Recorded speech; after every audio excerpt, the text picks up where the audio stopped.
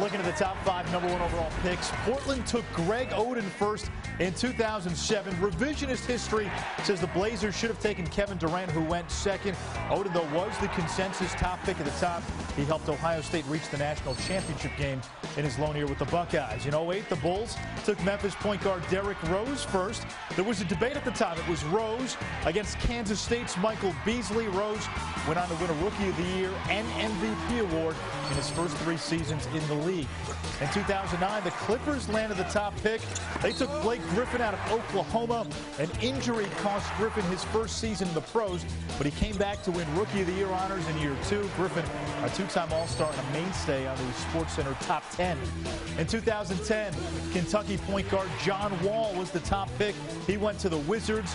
Wall's averaged better than 16 points per game and more than 8 assists per game in each of his first 2 seasons with the Wiz. And last year, Duke's Kyrie Irving became the 4th freshman to go #1 in the last 5 years.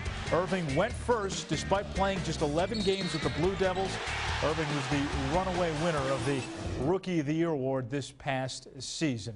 The NBA has an age limit. You got to be 19. You have to be a year out of high school to go to the NBA.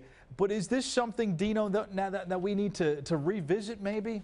I really think we need to revisit it. I think if kids want to come out of high school and go to the NBA, we should let them go. The face of the NBA, Kobe, LeBron, Kevin Garnett, Dwight Howard, none of those guys went to high school. But if they go to college, I think they should stay 3 years. It gives a little bit of structure and organization at the collegiate level. The NBA would never tolerate free agency every year, and that's what the colleges are going through right now. Guys could leave when they want.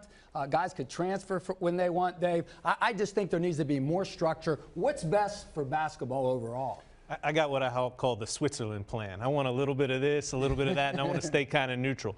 I think you should be able to go out of high school. I think that, LeBron James didn't have any business playing college basketball. Neither did Garnett and those guys. But I also believe that you owe a little bit to the college game to invest in it, give it 2 years, invest in the personality of your school, become a more mature player, and then on the backside, you become a better NBA player early on in your career. Yeah, I don't think you owe anything to anybody. I think if you're 18 years old and you're in high school, you go. If you're after your first year, you go. Your second year, you go. I understand for the NBA, it'd be great if guys stayed 3 years. Think about this. DJ White. DJ White played at Indiana in 2008. All right, DJ White, every game was on national TV when he played at Indiana. DJ White's now here in Charlotte. He's never on national TV. He became more known as a college player, and that would help the NBA if they stayed 3 years. But in my own brain, how can we possibly stop somebody from going and making a living? If you want to go after your freshman year, go. You want to go after your sophomore year? Go. You want to go after your junior year in high school? Go. If you make a mistake, guess what? That's on you.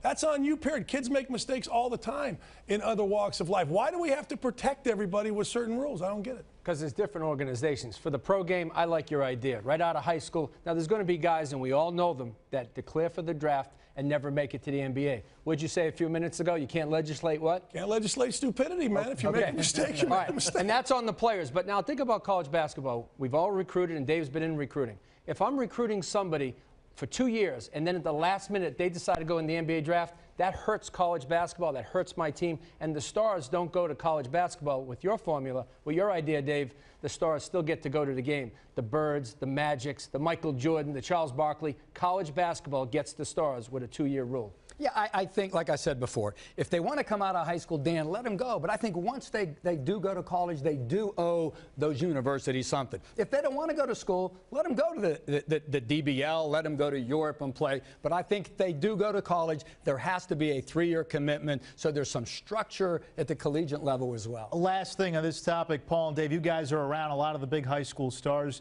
Do you get a sense that they feel they owe anybody anything? Absolutely not. And every high school player thinks he's going to go to the NBA, and that's the problem with that rule. It is on the player, but guys are going to go into the draft, have no business going into the draft. D-League, unemployed, Europe, you name it, they're going to suffer for it. But there's a lot of reasons guys go to the draft. There's always a backstory. Like some guy goes to the draft who's not going to be picked. If you know the backstory, maybe he's flunked out of college. Maybe he's had all kinds of issues. There's always a backstory to guys. Guys now, if you go to the draft, right now, and you make a mistake, my opinion, that's on you, because the NBA has a committee that's going to tell you where you're at. You have a coach. You have people in the every athletic director now is on call to make sure his athletic department protects student athletes. You go to draft out of college, it's totally on you if you make a mistake.